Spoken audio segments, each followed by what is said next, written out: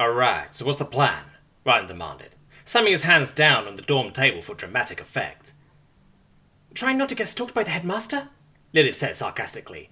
That'd be pretty nice, having privacy and all. Alright, and how are we going to do that? Rylan continued, looking around the table. Thomas and Javquar glanced at each other awkwardly. David, on the other hand, remained silent as a stone. Valis didn't seem to have anything to say either, the insectoid fidgeting with his manipulators. Come on, guys, there's 6 of us, nobody can think of anything? Rylan complained, his mood was exaggerated. Why don't we... Valis spoke up before stopping. What is it? Rylan said. Forget it, Valis sighed, but Rylan shook his head. Let's still hear it. One bad idea is better than no ideas, he protested, which made Lilith snort. Is it though? She asked. Rylan huffed.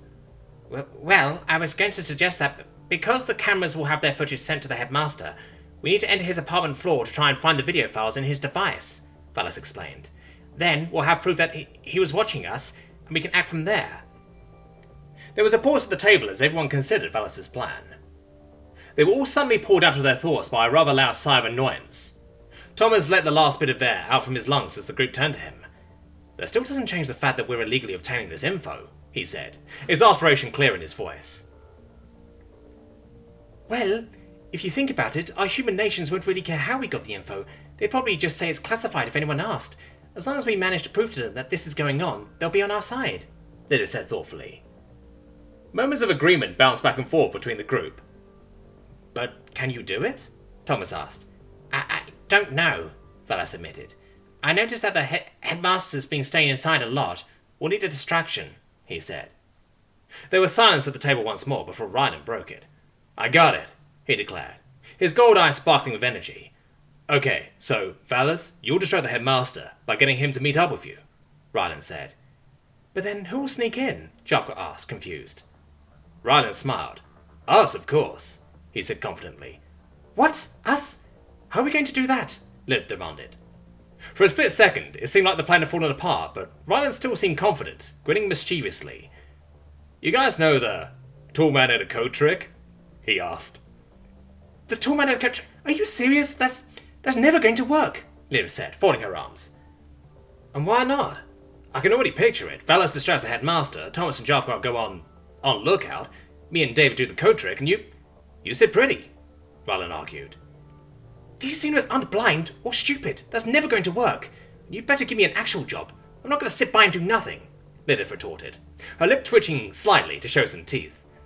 What's the tall man in a coat trick? Javquar whispered to Thomas, as Lilith continued her verbal barrage towards the American.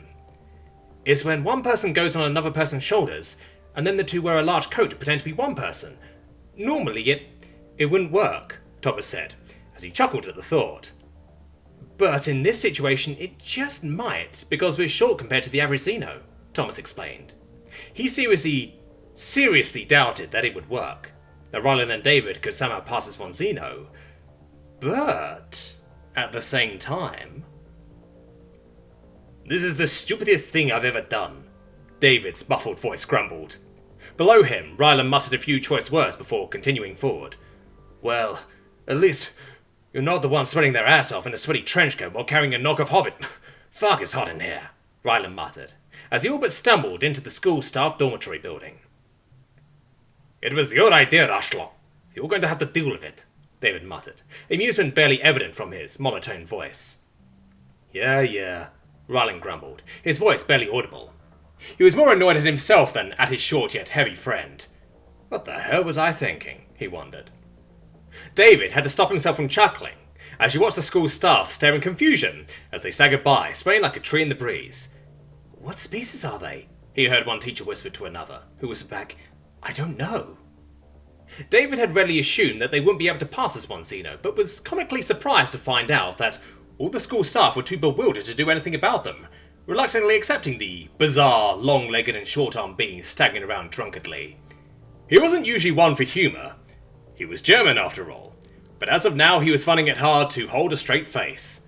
Luckily his mask and the fedora he had donned were mighty helpful. How am I supposed to keep watch when that is on display?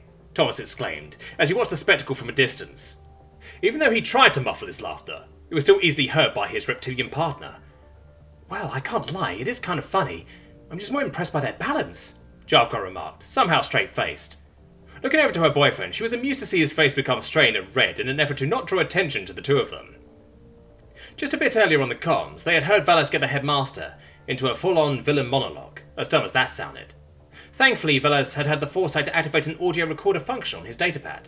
The Vincer was currently trying to lengthen the Headmaster's rant as much as possible, to buy David and Rylan time. Hey, Javqua, Thomas said suddenly.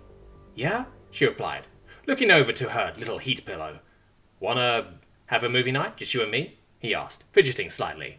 Of course, sounds like a great idea, Javqua exclaimed, finding it endearing that he would still act unsure when setting up a date.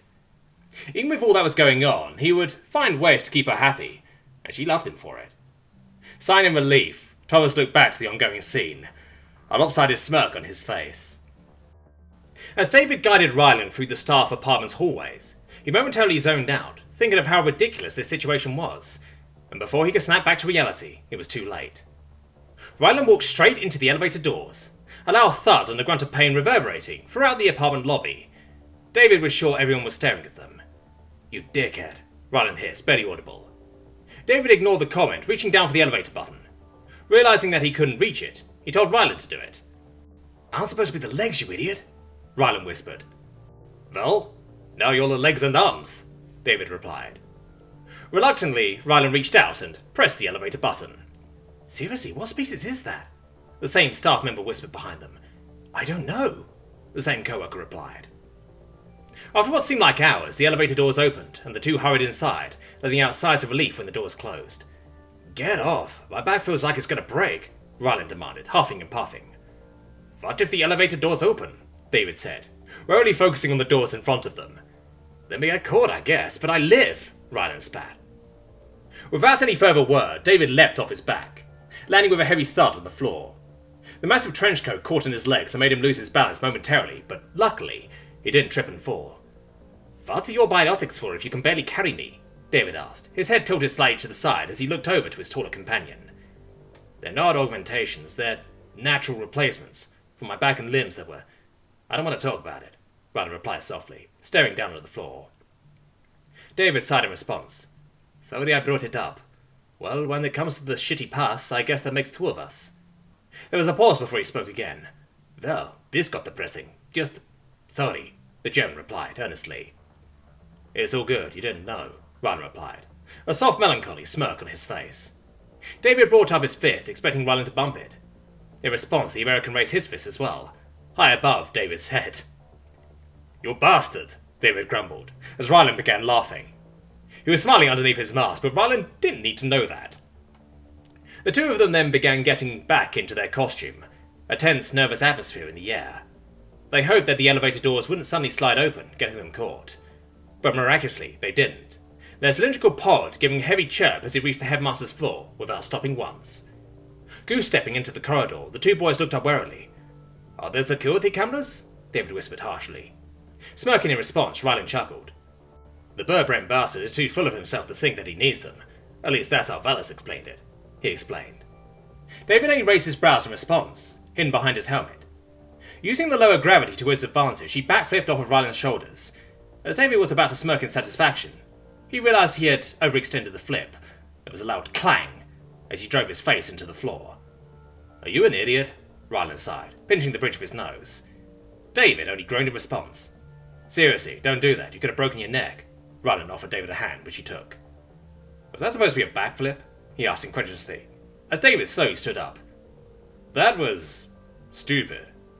Whatever, David replied as he walked on ahead. However, Rylan was sure he could sense the slightest bit of pouting from David's tone. You know, you can be really weird sometimes.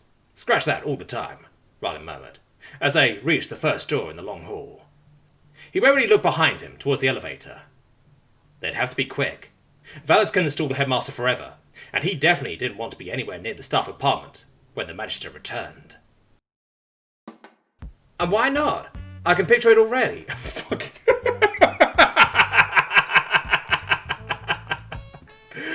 Oh god. David had to stop himself from chuckling as he watched the school staff scaring him.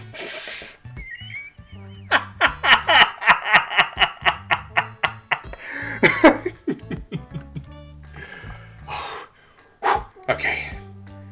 He wasn't usually one for humour. He was German after all. Fucking hell. Oh. Oh boy. Okay, come on.